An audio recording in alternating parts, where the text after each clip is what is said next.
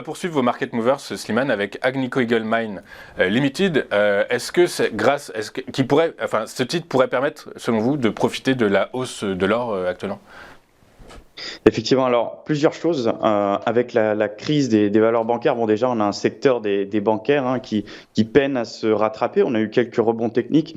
Je cherchais justement à attraper quelques rebonds techniques en cours de route, à tirer un petit peu profit de cette volatilité. Maintenant, ça a été relativement difficile. Bon, j'ai rien tenté pour le moment. On n'a pas véritablement de force acheteuse sur le secteur pour le moment. Et je tiens à,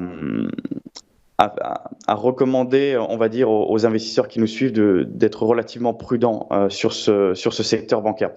Effectivement, l'or, c'est finalement une des grandes trends du moment. On le voit sur les graphiques de rotation relative.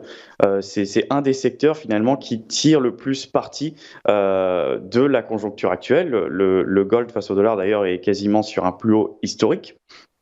Donc effectivement, donc Agnico, c'est une valeur qui m'intéresse pour plusieurs raisons. Déjà parce que sur le plan fondamental, c'est la valeur la plus, pour moi, pertinente du secteur, avec Barrick Gold également, qui se distingue très très bien.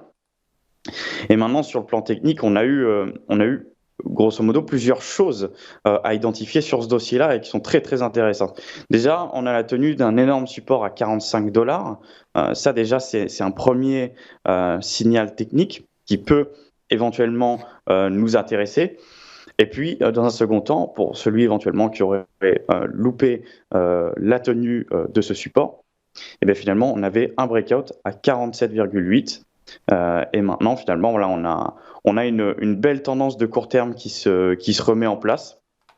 Donc effectivement, on peut s'intéresser à ce type de dossier en ce moment.